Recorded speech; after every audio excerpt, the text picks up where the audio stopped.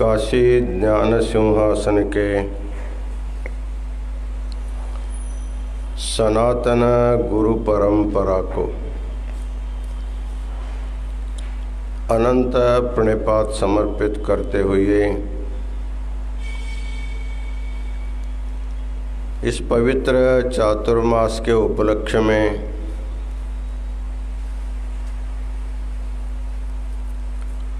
काशी महापीठ के द्वारा ज्ञान महाकुंभ का आयोजन किया गया है।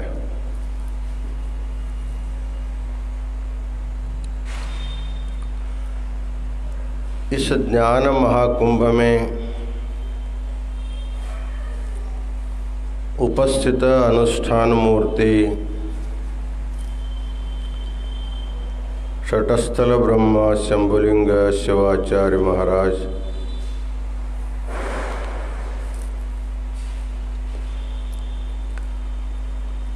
आज के धर्म संदेश दिए हुए बटगी बृहन्मठ के मठाधिपति धर्मरत्न डॉक्टर मल्लिकार्जुन शिवाचार्य महाराज, संपूर्ण चातुर्मास का सूत्र संचालन कर रहे बारसी दहिवड़कर मठ के गुरुसिद्ध मणिकंठ शिवाचार्य महाराज, जगत गुरु विश्वाराध्य गुरुकुल के समस्त विद्यार्थीगण, श्री पीठ के सेवक और यात्रा के निमित्त आए हुए समस्त सद्भक्तगण और माताओं,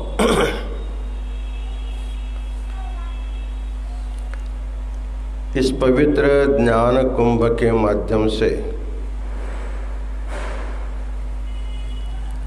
हमारे विविध प्रांत के विद्वान शिवाचार्यगण विविध भाषाओं के माध्यम से और विविध विषयों पर बहुत ही सुंदर ढंग से मार्गदर्शन कर रहे हैं। आज भटगी बृहन्मठ के डॉक्टर मल्लिकार्जुन शिवाचार्य स्वामी जी नैसर्गिक कृषि पद्धति के बारे में अत्यंत अनुभवपूर्ण विचार उन्होंने व्यक्त किया। सचमुच आज नैसर्गिक कृषि की अत्यंत गरज है, क्योंकि जो भी खाद्य पदार्थ हम लोग उपयोग करते हैं वो सभी किसी न किसी ढंग से विष मिश्रित हो गया है। वैसे तो एक प्रकार अन्न अमृत कहा जाता है, अन्नम ब्रह्मेति व्यजानीयात्, अन्नाद्येव खल्विमानि भूतानि जायन्ते अन्नम प्रयन्ते विषम विशन्ति तस्माद् विजिज्ञासस्व अन्नम ब्रह्मेति। हमारे आध्यात्मिक शास्त्रों में अन्न को परब्रह्म कहा गया है। अन्न से ही सभी जीवित होते हैं। हमारे जीवन का आधार जो अन्न है, जो पानी है, जो हवा है, यदि वो दूषित हो जाता है तो जीना भी बहुत मुश्किल है। इसलिए महाराज जी ने जो मार्गदर्शन किया है, हम भी उसी मार्ग पर चल रहे हैं। कुछ दिन पहले हम भी धारवाड़ में 20-21 एकड़ जमीन खरीद करके उसमें नैसर्गिक कृषि का प्रारंभ किया है। संपूर्ण क्षेत्र में आम का और नींबू का, पेरू का, फलों के और नारियल का झाड़ लगाया है और संपूर्ण रूप से वो नैसर्गिक कृषि है। हमें भी बहुत इष्ट है, हमारे इष्ट विषय को महाराज जी ने बताया। इसलिए जिसके पास भी जमीन है वो लोग इसको अवश्य करने का प्रयत्न करें, ऐसा सबको सूचना देते हैं। और महाराज जी एक बात बता रहे थे, समाज में रहने वाले जो बुद्धिमान गरीब विद्यार्थी होते हैं उनके लिए शैक्षणिक सहायता करने के लिए एक निधि स्थापना का विचार उन्होंने बताया। वैसे तो विगत 20-25 वर्षों से काशी महापीठ ये काम कर रहा है। प्रत्येक मास में 300-400 बच्चों को हम लोग शिष्यवृत्ति प्रदान करते हैं। इसी प्रकार जिसको जितना शक्य है बच्चों के लिए सहायता अवश्य करनी चाहिए। जगत गुरु वीरभद्र शिवाचार्य द्वारा विरचित शिव पंचविंशति लीला शतकम के बारे में आप लोग रोज एक लीला के बारे में सुनते हैं। यद्यपि कथा प्रसिद्ध है, ये कोई अपूर्व विषय नहीं है। अनेक पुराणों में, विविध ग्रंथों में, काव्य में इसका चर्चा आता ही है। फिर भी जैसे हम लोग रोज खाते हैं, कुछ नई चीज़ नहीं खाते हैं, वही दाल भात खाते हैं, वही रोटी खाते हैं, कुछ चपाती खाते हैं, अदल बदल करके खाते रहते हैं। जैसे पुनरावृत्ति है उसी प्रकार इसको भी आप यद्यपि सुने हैं, आपको ज्ञात है, फिर भी सुनना चाहिए। जितने बार सुनेंगे उतना हमको फायदा ही होता है, उसमें कोई हानि नहीं है। इसलिए आज की जो भगवान की जो लीला है उसका नाम है काम दहन लीला। काम दहन लीला के बारे में थोड़ा सा हम चिंतन करेंगे। पहले जमाने में, अर्थात जब सृष्टि प्रक्रिया प्रारंभ हो गई थी, उस समय इसी प्रकार संकल्प से सृष्टि होती थी। ब्रह्म ने इच्छा किया, सृष्टि हो गई। भगवान शिव ने संकल्प किया, सृष्टि हो गई। विष्णु ने संकल्प किया, सृष्टि हो गई। उस समय ऐसे ही सृष्टि होती थी। इसलिए सिद्धांत शिखामणि में सृष्टि प्रक्रिया के बताते समय जब भगवान शिव ने ब्रह्मा को बुलाया, सृष्टि करने का एक काम सौंपा, तुम सृष्टि की रचना करो। उस समय ब्रह्मा ने कहा सृष्टि क्या है, कैसे रचना करना है, मुझे मालूम नहीं है। इसलिए सृष्टिम विदेहि भगवन, शिवजी आप पहले सृष्टि कीजिए, जिसको देख करके मैं सृष्टि कर सकता हूँ। सैंपल सृष्टि आपको करना पड़ेगा।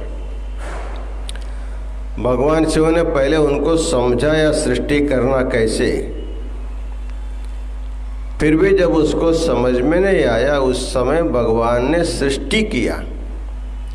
ससर्जात्म समप्रख्यान, भगवान शिव अपने संकल्प से अपने बराबरी के अनेक शिव गुणों की सृष्टि उन्होंने की। जितना सामर्थ्य शिव में है उतना सामर्थ्य के अनेक शिव गुणों को उन्होंने संकल्प से निर्माण किया। तो शास्त्रों में बताया जाता है भगवान शिव के 5 शक्ति है। उसी को उनको मुख कहा जाता है। सद्योजात, वामदेव, अघोर, तत्पुरुष, ईशान, इन 5 मुखों से 5 शिवगणों के 5 आचार्यों की उत्पत्ति होती है। उसके बाद अनेक गणों को सृष्टि भगवान ने के संकल्प से, उसके बाद उसको देख करके ब्रह्मा जी भी मानसिक सृष्टि करना प्रारंभ किया। उनके मानस सृष्टि में पहले पहले ऋषि गण आते हैं। गण सृष्टि शिव की है, ऋषियों की सृष्टि ब्रह्मा की है। इसलिए बहुत से लोग आचार्यों के सृष्टि के बारे में अनेक शंका प्रकट करते हैं। इनका माँ कौन थी, बाप कौन था, कब जन्म लिया, ऐसे भी पूछते हैं। लेकिन बाद की सृष्टि में माँ बाप की सृष्टि होती है। पहले जो सृष्टि तो उसमें भगवान ही माँ है, भगवान भी पिता है। त्वमेव माता च पिता त्वमेव, जो हम बोलते हैं। उस प्रकार गणों की सृष्टि, ऋषियों की सृष्टि ऐसे हो गए, संकल्प से हो गए। उसी सृष्टि में भगवान ब्रह्मा जी ने कामदेव को भी सृष्टि किया। सृष्टि करके उन्होंने बताया कि मैं बार बार अपने संकल्प से मैं सृष्टि करता हूँ, इसका ज़्यादा विकास नहीं होता है। इसलिए इस सृष्टि में मैथुन सृष्टि के द्वारा सभी जीव जंतु पशु पक्षी अपने अपने सृष्टि निर्माण करने के लिए तुमको सहाय करना पड़ेगा। तब कामदेव के सृष्टि के बाद जब संसार में सृष्टि होने लगी, वो मैथुन सृष्टि हो गई। इस प्रकार अनेक प्रकार के जीव जंतु इस संसार में उत्पन्न हो गए। इस प्रकार इस संसार के मैथुन सृष्टि के आदि पुरुष जो है वो कामदेव है। तो कामदेव जब अपना काम करता रहा, उस समय एक तारकासुर नामक एक राक्षस था। प्रायः पुराणों में देवताओं के राक्षसों की कथा से शुरू होता है। जो तारकासुर नामक जो राक्षस था, वो बहुत बड़ा बलशाली रहा।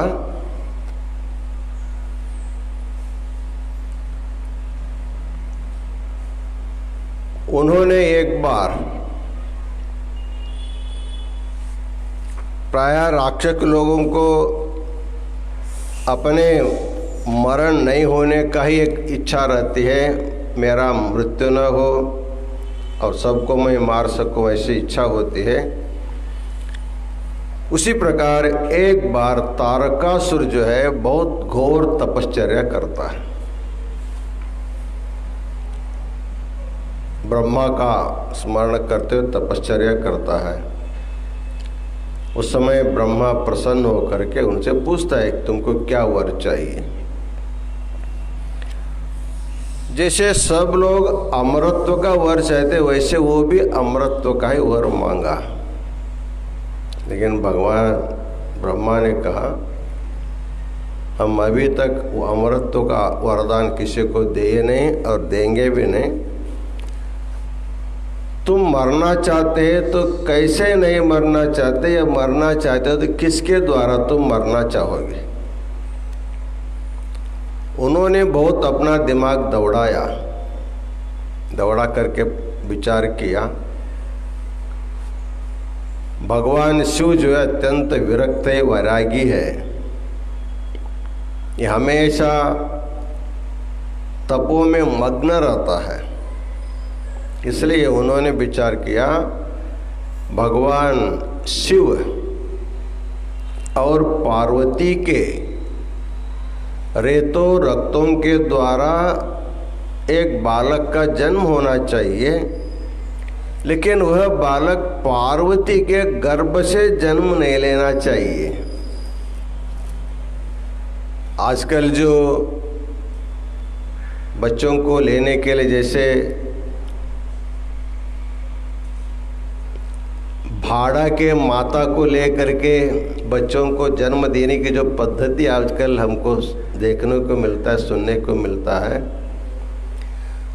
उसी प्रकार उस समय वो बात करता है। उस समय अत्यंत प्राचीन काल में, अभी तो ये सब प्रचलित है, उस समय प्रक्रिया मालूम था, लेकिन उन्होंने बोलता है भगवान शिव के और पार्वती के रेतो रक्त से बालक उत्पन्न होना चाहिए, लेकिन पार्वती के गर्भ से उसका जन्म नहीं होना चाहिए।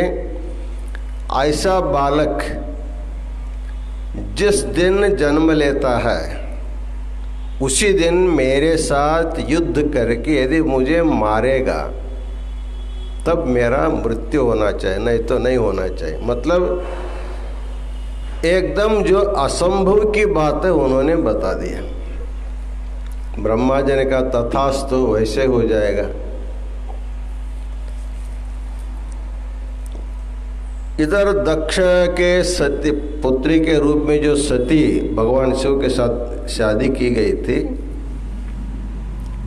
लेकिन पिताजी के अग्निकुंड में आहुति होने के बाद फिर वही सती पर्वत राजा के कन्या के रूप में जन्म लिया था, पार्वती के नाम से।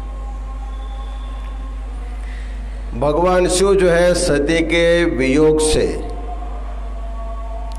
उसी हिमालय में बैठ करके घोर तपश्चर्या कर रहा था, तो देवताओं को तारकासुर का इतना त्रास होता था,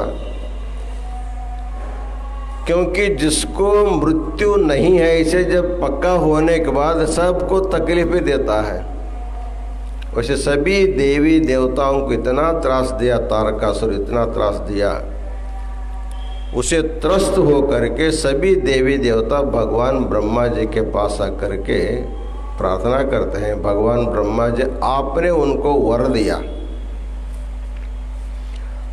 ऐसा वर दिया कि संभव ही नहीं, ऐसे वर दिया आपने, इसलिए किसी न किसी ढंग से आप युक्ति करके उनको मार डालो, तारकासुर को तुम आप ही मार डालो। तो ब्रह्मा बोलता है विषवृक्षोपि सम्मर्ध्य स्वयं छेत्तुम असाम्प्रतम। अरे देवता लोग, तुम जानते नहीं हो, जिन्होंने जन्म दिया है, जिन्होंने जिसको वरदान दिया उसको मारने का अधिकार नहीं रहता है। यदि किसी ने वृक्ष लगाया, ठीक है, जाने अनजाने में एक विष का वृक्ष लग गया हो, तो नीति कहती है जिन्होंने लगाया उन्होंने उसको छेदन नहीं करना चाहिए, चाहे विष का भी वृक्ष हो। विषवृक्षोपि सम्मर्ध्य स्वयं छेत्तुम असाम्प्रतम। इसलिए मैं उनको किसी प्रकार का हानि पहुंचा नहीं सकता। फिर वो लोगों ने बोला ठीक है, आपका जो पुत्र है मानस पुत्र कामदेव, उनको तो प्रेरणा दीजिए, क्योंकि मैथुन सृष्टि के लिए आप उसको निर्माण किया है। अत्यंत विरक्त वैराग्यशाली भगवान शिव के मन में कामना भाव जगे, इस प्रकार उनको प्रेरणा दीजिए। तो ब्रह्मा जी ने कामदेव से कहा, सभी देवी देवता कामदेव से प्रार्थना करने लगे, आप तो अत्यंत प्रभावी है, इसलिए बड़े बड़े ऋषि महर्षियों को आपने उसमें हरा दिया है, तो भगवान को भी अपने चपेट में ले करके उनके मन में भी काम वासना निर्माण करो, किसी न किसी तरह पार्वती के साथ उसका विवाह हो जाए, उसके बाद हमारा कार्य सिद्ध हो जाएगा। तो देवताओं के स्तुति करने के बाद कामदेव जो है अत्यंत अभिमान में आ गया कुर्याम हरस्यापि पिनाकपाणेः। पिनाकपाणि, भगवान के मन को भी मैं हरण कर सकता हूँ, ऐसे प्रतिज्ञा करके जाता है भगवान जहाँ पर तपश्चर्या कर रहा था। योगा योग से पार्वती उनकी सेवा करती रही।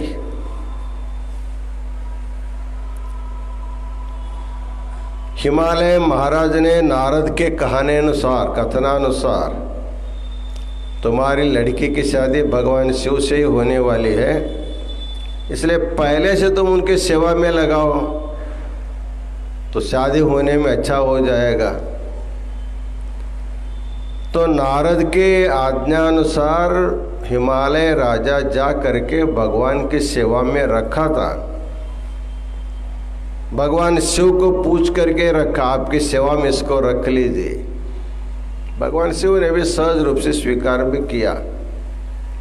उस समय कालिदास कहता है, विकार हेतु सति विक्रियन्ते येषां न चेतांसि तयेव धीराः। भगवान तपश्चर्या में मग्न है, फिर भी सेवा करने के लिए पार्वती को उन्होंने स्वीकार किया। एक ऐसा संभव था, कहते तो भगवान शिव जो है अत्यंत धीर था, धैर्यशाली। धीर किसको कहते हैं? विकार हेतु सती, मन को विकृत करने वाले परिस्थिति प्रसंग आने पर भी जिसके मन में किसी प्रकार का विकार नहीं आता है, उसी व्यक्ति को धीर कहा जाता है, वीर कहा जाता है। इसलिए भगवान शिव वीर है, धीर है। अपने मन के ऊपर उनका पूरा भरोसा था, इसलिए उन्होंने पार्वती को अपनी सेवा के लिए स्वीकार किया। जब भगवान शिव के पास बैठ करके पार्वती सेवा करते रहे, उसी समय कामदेव ने अपने वसंत के साथ, अपना मित्र वसंत ऋतु के साथ आया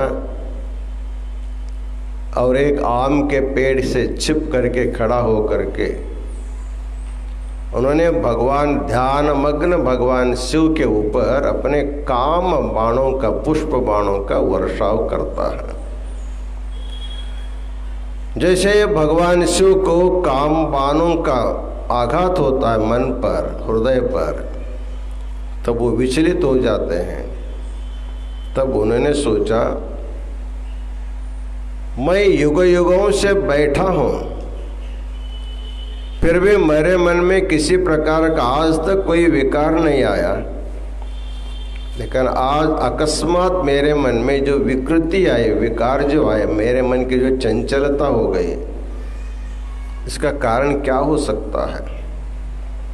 इस परिसर में क्या ऐसा, क्या जादू क्या हुआ है?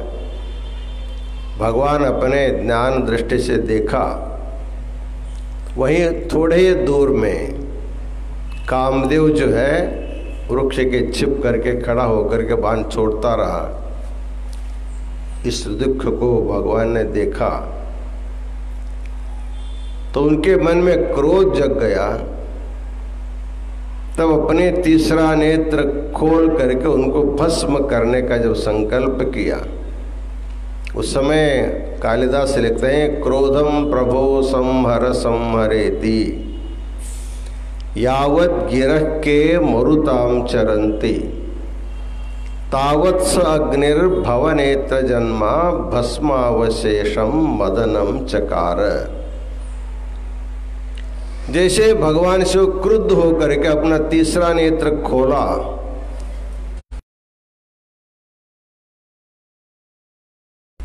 हे प्रभु क्रोधम संहर,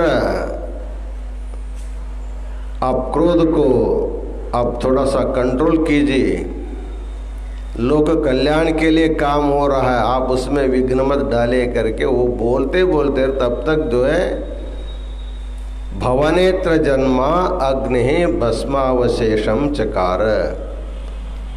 भगवान शिव के नेत्र से प्रकटीभूत अग्नि के द्वारा तत्क्षण में कामदेव भस्म हो गया, जल करके राख हो गया। ये जो है काम दहन लीला, अर्थात भगवान जो काम को दग्ध किया, बाद में रति का विलाप हुआ, देवता लोगों ने प्रार्थना किया, ब्रह्मा ने जो वरदान दिया वो तो सिद्ध होना चाहिए, नहीं तो कैसे राक्षस का निरंतर तकलीफ होता रहता है। ऐसे जब लोगों ने प्रार्थना किया तब भगवान ने कहा काम को हम जिंदा करेंगे, लेकिन इस जन्म में उसको शरीर नहीं रहेगा,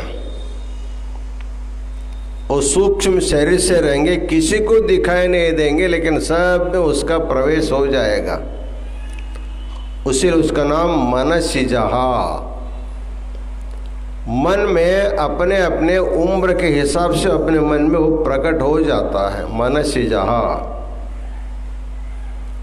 बाद में जब कृष्णावतार में भगवान ने शिव ने कहा, फिर वे रुक्मिणी और कृष्ण के संतान के रूप में, पुत्र के रूप में इसको पुनः शरीर मिलेगा। उस समय प्रद्युम्न नाम के द्वारा उनका पुनः जन्म होता है। इस प्रकार भगवान शिव ने काम का जो दहन किया था, ऐसी काम दहन लीला का एक कथा है। इसके बारे में थोड़ा हमको चिंतन करना, आध्यात्मिक चिंतन थोड़ा यहाँ करना है। भगवान शिव ने काम का दहन किया,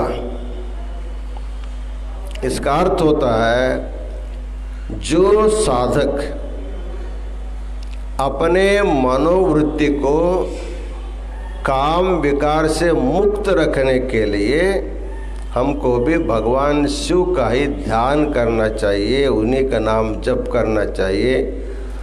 उन्हीं का चिंतन करने से ही जीवात्मा काम से मुक्त हो सकता है, क्योंकि काम एक रजोगुण का कार्य है। गीता में भगवान ने कहा है, काम येषः क्रोध येषः रजोगुण समुद्भवः। प्रत्येक व्यक्ति के मन में 3 गुण होते हैं, एक सत्वगुण होता है, एक रजोगुण होता है, एक तमोगुण होता है। सत्वगुण से ज्ञान का प्रादुर्भाव होता, सत्वात् संजायते ज्ञानम।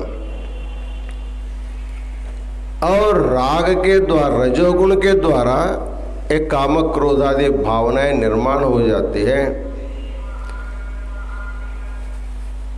तो रजोगुण से उत्पन्न होने वाला ये काम है रजोगुण समुद्भवः। इसको कहते हैं महाशनः महापाप्मा विद्धेनमिह वैरिणम्। एक काम का जो पेट है बहुत बड़ा है, इसलिए उसको कहते हैं महाशनः। महत् अशनम यस्य सः महाशनः। इतना खाता है, इतना खाता है, कितना खिलाने पर भी फिर भूखा ही रहता है। इसलिए न जातु कामः कामानाम उपभोगेन शाम्यति हविषा कृष्णवर्त्मेव भूय एवाभिवर्धते। ठीक है, एक बार देख करके तृप्त होकर के छोड़ देंगे, ऐसे विचार करके देखता है, वो छूटता नहीं, फिर बार बार देखने का मन होता ही है। जैसे व्यसनाधीन व्यक्ति जो होता है, एक बार ऐसे बीड़ी ओढ़ने का व्यसन हुआ, सिगरेट पीने का व्यसन हुआ, शराब पीने का व्यसन हुआ, एक बार व्यसन लग जाता है तो छूटता नहीं है, उसका शरीर ही छूट जाता है, तो छोड़ना मुश्किल है। छोड़ सकते हैं, लेकिन इस प्रकार का संग होना चाहिए। सदाचारी संतों का सहवास हो जाता है तो दुष्ट दुराचारी व्यक्ति भी सज्जन हो जाता है। जब संग नहीं रहेगा वैसे दुर्जनों के साथ सहवास करते करते उस दुष्ट वृत्ति से छुटकारा नहीं पा सकता है। कहाँ भी रहेगा उसके तरफ उनके मन जो है आकृष्ट होता रहता। मैं कहाँ बैठा हूँ, किसके साथ बैठा हूँ, उसका कोई भान नहीं रहता। एक ऐसी छोटी सी विनोद के लिए कथा हम बताएंगे। एक गुरु के पास एक शिष्य था, बहुत अच्छा सेवा करता था, लेकिन शिष्य को कुछ अच्छे व्यसनी लोगों का सहवास हुआ। बहुत बड़ा व्यसन नहीं है, उनको बीड़ी ओढ़ने का व्यसन हो गया। इतना अधीन हो गया, उसके अधीन इतना अधीन हो गया, उसके बिना उसका खाना नहीं रहेगा तो चलता है, कपड़ा नहीं रहेगा तो चलता है, लेकिन बीड़ी नहीं रहेगा तो नहीं चलता। ऐसी स्थिति हो गई। उसके लिए चोरी करता था, लबाड़ बोलता था, गुरु जी को छिपा करके सब करता था। ऐसे चोरी करने से, लबाड़ बोलने से उनको पाप हुआ, पाप संग्रह हुआ दुस्संग के कारण। ऐसे बहुत दिन बीते गए। गुरुजी वयोवृद्ध रहे। जब गुरुजी का देहावसान का समय आया तब आकर के गुरु से नमस्कार किया। गुरुजी, मैंने आपकी बहुत सेवा किया है, जाने अनजान में मैं कुछ भी पाप किया होगा उसको आप क्षमा कीजिए। आप शरीर छोड़ने के बाद जहाँ जाते हैं ना, वहाँ मुझे भी बुला लीजिए। गुरुजी ने कहा ठीक है भैया। उन्हें आशीर्वाद दिया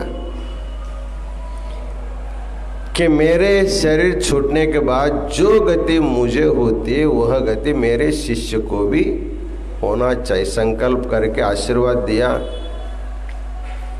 गुरु का शरीर छूटा। गुरुजी भगवान के साथ सालोक्य मुक्ति में रहने लगे। जिस लोक में भगवान रहते उसी लोक में गुरुजी भी चले। सालोक्य मुक्ति उनको मिली थी। कुछ दिन के बाद शिष्य भी मर गया, तो गुरुजी का आशीर्वाद था, उनके पुण्य के कारण इनको भी सालोक्य मुक्ति हो गई। गुरुजी जिस श्लोक में थे शिवलोक में, ये भी वहां पहुंच गया। यम को चिंता होने लगी, अरे इतना बड़ा पाप करके गुरुजी के शोर से कैलाश में जाकर के बैठा है, किसी तरह इसको बाहर लाना चाहिए। इनका किया हुआ पापों का फल इनको दंड देना चाहिए। तब यमराजा ने अपने दूतों को भेजता रहा, जाओ उनको किसी तरह कैलाश से बाहर लेते आओ। अंदर जाने के लिए हमको परमिशन नहीं है, किसी तरह उसको बुलाओ। बाहर आ गए तो इसको ले आने इधर। गुरु जी को मालूम हुआ, बाहर आ करके यमदूत घूम रहे थे। शिष्य को सावधान किया, अरे देखो तुम्हारा किया हुआ पाप का फल देने के लिए यमदूत बाहर इधर उधर घूम रहे। तुम गलती से बाहर गया तो गया, इसलिए उधर देखो मत, उधर जाओ मत। हमारे संकल्प से तुमको शिव का सानिध्य मिला है, इसलिए तुम यहाँ ठीक ठाक से रहो। रहने लगा। फिर यमधर्म ने विचार किया, ये भूलोक में किस पर ज्यादा प्रेम करता था, क्योंकि कितना बुलाने पर भी नहीं आ रहा है, किसके ऊपर इसका प्रेम ज्यादा था। तो पता लगा, अरे ये बीड़ी पर ज्यादा प्रेम था। तो हमने वो लोग भेज करके उनके लिए बीड़ी मंगवाए स्पेशल, जिस बीड़ी पर उनका ज़्यादा प्रेम था। तो यमदूतों से कहा तुम कैलाश के बाहर बैठ कर तुम बीड़ी ओढ़ते रहो, बीड़ी पीते रहो। जा कर के वो वहाँ बैठ करके बीड़ी पीने लगे। उसका जो बास था वो धीरे धीरे कैलाश के अंदर पहुंच गया। इसको वास आ गया, इसको इतना आनंद हो, अरे मेरे बीड़ी यहाँ पर आ गया। भगवान शिव को बोल दिया, गुरुजी को बोला। गुरुजी ने कितने बार बोलने पर भी उसका वास आते जाने के मन करने लगा। गुरुजी ने सजाया, उनको जगाया, अरे तुम मत जाओ। एक दिन गुरुजी ध्यान मग्न बैठे थे, इधर यमदूत आकर के बीड़ी पीने लगे, बड़े बड़े बीड़ी ला करके। उन्होंने सोचा एक झुरके मार के वापस आ जाएंगे। भूलोक से यहां तक आया है, दुर्लभ वस्तु है, हमारे लिए दुर्लभ है, क्योंकि भूलोक में मुझे जाना नहीं, फिर पीना नहीं। मेरे भाग्य से यहाँ तक आए तो छोड़ना अच्छा नहीं करके गुरुजी जैसे ध्यान में बैठे, तुरंत भाग के गया। यमदूत उनको बहुत प्यार से बाजू में लिए, उनको आलिंगन किए, बहुत अच्छा आया तुमने।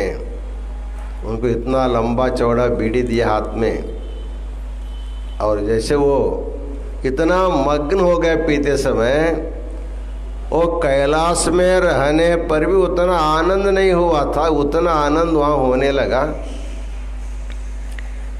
जैसे बीड़ी पीते पीते आंख बंद करके आनंद में रहा, तुरंत बीड़ी हाथ में डाल करके उनको नरक में ले गए। तो कहने का तात्पर्य इतना है, ये जो अशुभ वासनाएं जो होते हैं, ये आदमी को कहीं से भी खींच के ले जाते हैं। इसलिए कहा जाता है काम जो है महाशनः, इसको बहुत आहार चाहिए। एक से तृप्त नहीं होता है, दो से तृप्त नहीं होता है। जब से सृष्टि, मैथुन सृष्टि प्रारंभ हो गई है, तब से अनेक जीव जंतुओं के रूप में उसका अनुभव इन्होंने किया ही है, फिर भी उसका पेट नहीं भरता। इसलिए महाशनः। जैसे अग्नि में आप आहुति डालते डालते डालते अग्नि को बुझा सकते हैं नहीं, जैसे डालते जाएंगे वैसे वो प्रज्वलित होता जाता है। अग्नि का भी पेट भरना मुश्किल, अग्नि का भी पेट नहीं भरता। संपूर्ण संसार को जला डालने पर भी उसका पेट नहीं भरता। हम लोग सोचते हैं ना, बकासुर वगैरह का नाम सुनते हैं, बकासुर वगैरह खा पी करके तृप्त हो जाते, दूसरे दिन तक शांति से बैठते रहे। लेकिन काम एक ऐसा है, इसका पेट इतना बड़ा है, वो कभी भरता है नहीं। कितना भी डालो उतना ही खाली रहता है। एक राजा के पास एक भिक्षुक आया भिक्षा मांगने के लिए। राजा ने एक नियम बनाया था, हमारे दरबार में जो पहला भिक्षुक आता है वो जितना मांगता है, क्या मांगता उतना पूरा उनको तृप्त होने जैसे दे देने का। वैसे बहुत से भिक्षुक आकर के मांग करके तृप्त होकर के जाते थे। एक बार एक ऐसा भिक्षुक आया, उन्होंने बहुत ही भिक्षांदेही मांगा। भट्ट लोग आ गए, पूछे आपको, अब तो पहला भिक्षुक है इसलिए आपको क्या चाहिए, कितना चाहिए, मांगो। उन्होंने बोला क्या चाहिए कितना चाहेंगे हम नहीं मांग सकते, क्या देना है जितना देना आप दे देना। मेरे झोली भर के देना। राजा से जा करके कहा है इन लोगों ने, ऐसा एक भिक्षुक आया, वो कुछ मांगता नहीं, लेकिन जो भी देना हमारे झोली भर के देने के लिए मांगा है। उन्हें पूछा उसकी झोली कितनी बड़ी है? ये बहुत छोटी है। तब ले जाओ, उसमें सोना चांदी जवाहरात ले जाकर उसको भर दो। थाली में भर के गए, झोली में डाल दिया, भरा नहीं, फिर लाए, भरा नहीं, भरा नहीं। राजा का खजाना पूरा खाली हुआ लेकिन भरा ही नहीं। राजा का आश्चर्य हुआ, वो भागते आए, अरे तुम्हारा जी झोली है, किस कपड़े से तुम बनाए हो? उन्होंने कहा, ये महाराज जी एक कपड़ा से नहीं बना है, ये मनुष्य के मन से झोली बनी है, मनुष्य के मन से बनी है। तो पेट भर सकता है लेकिन मन कभी नहीं भरता है। बहुत से लोग कहीं अच्छा खाने के लिए, पकवान खाने के लिए बुलाते तो जाते हैं खाने के लिए, पेट भर खाते हैं, उसके बाद कुछ छिपा करके ले जाते हैं, मतलब फिर कल खाएंगे, परसों खाएंगे, ऐसी इच्छा होती है। इस प्रकार जो काम जो है, मन की जो कामना जो है, ये कामना हमेशा हमेशा इसका बढ़ोत्तरी होता रहता है। इसलिए एक सुभाषितकार ने कहा है,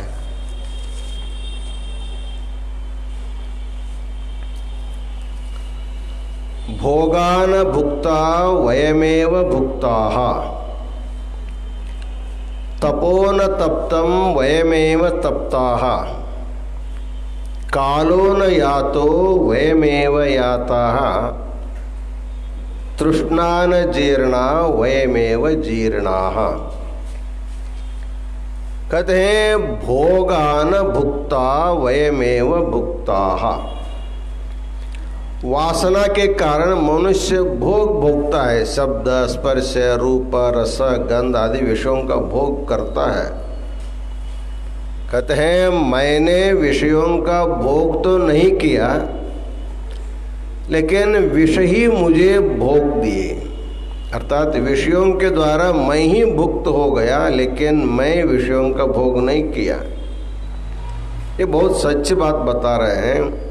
देखिए, हम लोग देखते हैं, बचपन से देखते हैं, सुनते हैं, सूंघते हैं, स्पर्श करते हैं अपने अपनी इच्छित वस्तुओं का।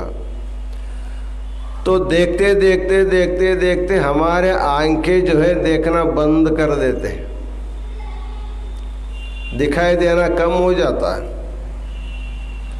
फिर हम लोग डॉक्टर के पास जाते हैं, दिखाते हैं, नंबर का चश्मा मिलता है, फिर देखते हैं, फिर नंबर बढ़ता है, फिर देखते हैं, फिर नंबर बढ़ता है। एक दिन डॉक्टर बोलता है तुम्हारे आंख की ज्योति पूर्ण चली गई है, अब तुम जिंदगी में कभी देख नहीं सकता। क्या हुआ? आंख के द्वारा रूप का भोग करने गए, लेकिन रूप ही आंख को खा डाला। सुनते सुनते सुनते सुनते एक दिन हमारे कान जो है बधिर हो जाते, कुछ सुनाई नहीं देता। वृद्धावस्था में चिल्ला चिल्ला करके बोलना पड़ता है, फिर भी सुनाई नहीं पड़ता। तो कान भी सुनने की शक्ति गंवा लेती है। खाते खाते जीभ भी रसास्वादन ग्रहण करना बंद कर देते, उसको मालूम ही नहीं पड़ता क्या रस है। और कभी कभी स्पर्श का संज्ञा भी चली जाती है, मालूम ही नहीं होता, हमको कोई स्पर्श करेगा तो मालूम ही नहीं पड़ता। इस प्रकार एक जन्म में शरीर की अवस्था हो जाती है। विषयों को भोगते गए, लेकिन सारा विषय जो है हमको भोग दिया। इसलिए उनको विषयों को जो है ग्रह कहा जाता है, और इंद्रियों को ग्रह कहा जाता है, विषयों को अतिग्रह कहा गया उपनिषद में। विषय क्या करते हैं? ग्रहण करते हैं। नेत्र रूप का ग्रहण करता है, श्रोत्र शब्द का ग्रहण करता है, लेकिन ये ग्रहण करने के लिए गया उसके पास, वो बैठा जो अतिग्रह बैठा है वो इसी को ग्रहण कर लेता है। इस प्रकार एक जन्म में जब हमारे मन के कामना को तृप्त करने के लिए हमें सारे इंद्रियों का उपयोग करके विषयों का भोग करते हैं, तो होते होते वृद्धावस्था तक सभी इंद्रियां निःशक्त हो जाते, उनको अपने विषय ग्रहण का समर्थ नहीं रहता। फिर भी मन की आशा जो रहती है, इसलिए तृष्णा न जीर्णा वयमेव जीर्णाः। तृष्णा जो बनी रही है ना, इसलिए फिर हमको जन्म लेना पड़ता है। जन्म लेने के बाद फिर क्या करते हैं? उसी को करते हैं जो पिछले जन्म में किया था, उसी के जन्म में करते हैं। इस प्रकार हम लोग इन कामना को पूर्ण करने के लिए, मन के वासना को पूर्ण करने के लिए जीवात्मा अभी तक जो है कितना शरीर नष्ट किया इसका कोई हिसाब नहीं है। निजगुण शिवयोग कहते हैं ये सारे पृथ्वी को कूट कूट करके अणु परमाणु करने के बाद उसको यदि गिनोगे कितना हुआ, उतने बार एक एक योनि में जन्म लेके जीवात्मा आया है, फिर भी जैसे था वैसे ही उसका कोई परिवर्तन नहीं है। इसलिए एक सुभाषितकार कहता है, तुम्हारा जो स्नेह है संसार में, सांसारिक विषयों में तुम्हारा जो स्नेह है, उस स्नेह को कम करोगे तुमको निर्वाण मिल सकता है, स्नेह रखेगा तो निर्वाण नहीं मिलेगा। तो बोलते हैं निस्नेहो याति निर्वाणम स्नेहो नर्थस्य कारणम निस्नेहेन प्रदीपेन यदेतत् प्रकटीकृतम। एक उदाहरण करते हैं। एक दिया हम भगवान के सामने लगाते हैं, पंक्ति में बत्ती डाल करके, तेल डाल करके दिया लगाते हैं। जो तेल है उसका नाम स्नेह है, तेल को कहते हैं स्नेह। जैसे जैसे तुम उसमें तेल डालते रहोगे तो दीप वैसे जलता रहता है। बहुत जगह नंदा दीप हमको देखने को मिलता है। गुलबर्गा में जो शरण बसवेश्वर संस्थान है, वहाँ पर एक नंदा दीप जलता है। बताते हैं शरण बसवेश्वर जी ने जो लगाया था, जलाया था, वही आज तक जल रहा है। तो कैसे जलता है? उन्होंने जो लगाया था वही दीवा नहीं है। अग्नि जो है क्षण क्षण में ऊपर चली जाए, अग्निर ऊर्ध्व ज्वलनम, अग्नि की ज्वाला ऊपर जाते रहते हैं, नया उत्पन्न होता है, पुराना चली जाते रहते हैं। आप तेल डालते रहेंगे तो 1000 साल तक दिया रह सकता है। तेल डालना बंद करेंगे बुझ जाता है। तो बताते हैं निस्नेहो याति निर्वाणम। निर्वाण का अर्थ है दिवा जो बुझ जाता है उसको बोलते हैं निर्वाण। दिया का निर्वाण हो गया मतलब दिया बुझ गया। निस्नेहो याति निर्वाणम। जैसे दीप में आप तेल नहीं डालेंगे वो तो निर्वाण हो जाता है, बुझ जाता है। स्नेहो नर्थस्य कारणम। स्नेह जो है वो अनर्थ का कारण है।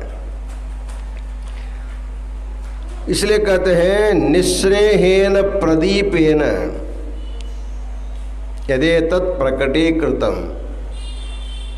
दीपक में स्नेह नहीं डालने से अथवा तेल नहीं डालने से जैसे वो बुझ जाता है, दिवा खत्म हो जाता है, ये वो बताता है संसार को। भगवान के सामने जलाए गए दीप जो है सभी जीवों को बताता है, तुम जैसे मुझे स्नेह डालते रहोगे मैं ऐसे जिंदा रहूंगा, और जिस दिन तुम स्नेह डालना बंद कर जाओगे मुझे निर्वाण हो जाएगा, मुझे मुक्ति हो जाएगी, मुझे बुझ जाऊंगा। इसके द्वारा वो हमको बताता है तुम भी निस्नेह बनो। तुम्हारे मन में जो स्नेह है वो चाहिए, ये चाहिए, ये चाहिए, वो चाहिए, जो स्नेह है संसार के प्रति स्नेह, अति स्नेह जो है तुम्हारे आशा को, तुम्हारे काम को ऐसे सुरक्षित रखता है, वो बुझता नहीं, काम कभी जा ही नहीं सकता। इसलिए निस्नेह जब हो जाओगे तुम्हारा सारा स्नेह जो है संसार में रखोगे तो पुनः तुमको जन्म लेना पड़ेगा। तो संसार के ऊपर तुम्हारा जो स्नेह है उसको भगवान के ऊपर रखोगे, तुमको निर्वाण मिल सकता है। इसलिए निस्नेहो भव, निस्नेह होना ही काम से मुक्ति दिलाता है। इसलिए भगवान ने काम का दहन किया तो शिव ही काम का दहन कर सकता, अशिव शिव का काम का दहन नहीं कर सकता। जो अशिव में आसक्त है, जो अमंगल में आसक्त है, जो संसार में आसक्त है, उसके पास काम को दहन करने की शक्ति नहीं आ सकती। जो शिव है वही उसको दहन कर सकता है। वैसे जिसके मन में शिव है,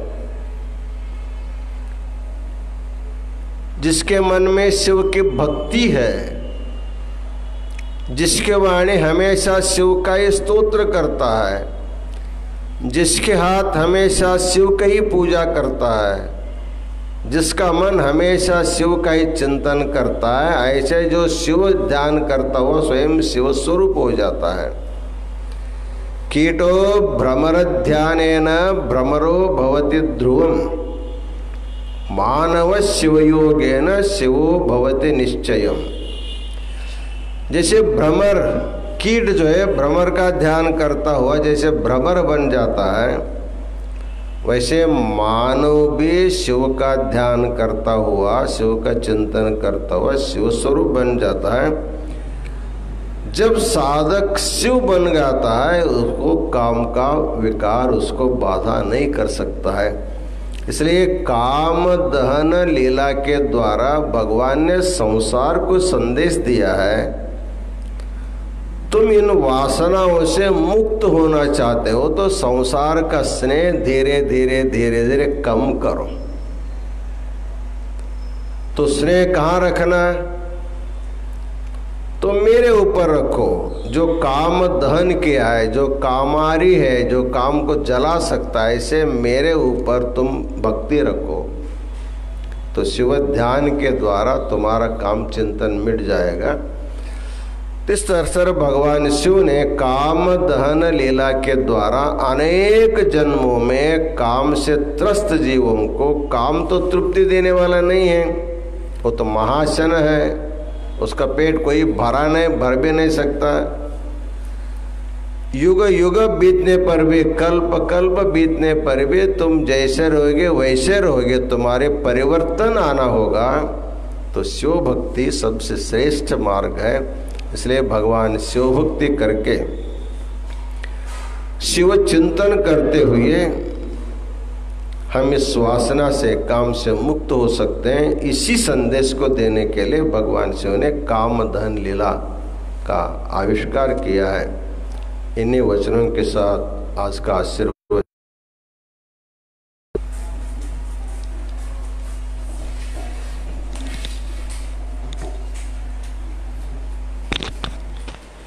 जय मंगलम जय हर नमः पार्वती पतये शिव हर हर हर महादेव हर। श्री विश्वाराध्याय मंगलम शिव विश्व एकपालाय मंगलम श्री विश्वाराध्याय मंगलम शिव विश्व एकपालाय मंगलम विश्वेशजाताय विश्वादिबीजाय श्री विश्ववन्द्याय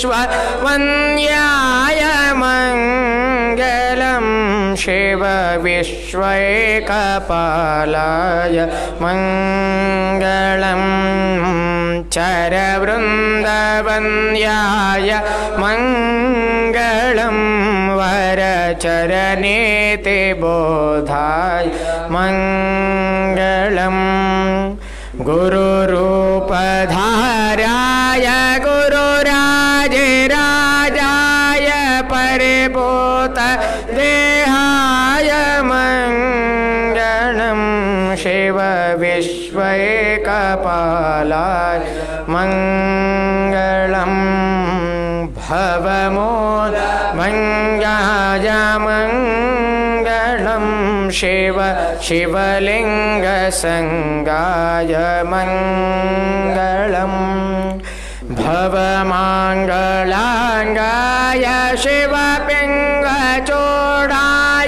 कवितुंग सेव्याय मंगलम शिव विश्व एकपालाय मंगलम काशीपुरेशाय मंगलम कवि काशीनाथेशाय मंगलम क्लेशापहाराय पाशप्रमोचाय श्रीशाधिमान्याय मंगलम शिव विश्व एकपालाय मंगलम श्री विश्वाराध्याय मंगलम शिव विश्व एकपालाय मंगलम शिव विश्व एकपालाय मंगलम शिव विश्व एकपालाय मंगलम कर्पूरगौरं करुणावतारं संसारसारं भुजगेन्द्रहारं सदा वसन्तं हृदयारविन्दे भवं भवानी सहितं नमामि सानन्दमानन्दवने वसन्तम् आनन्दकन्दं हृतपापवृन्दं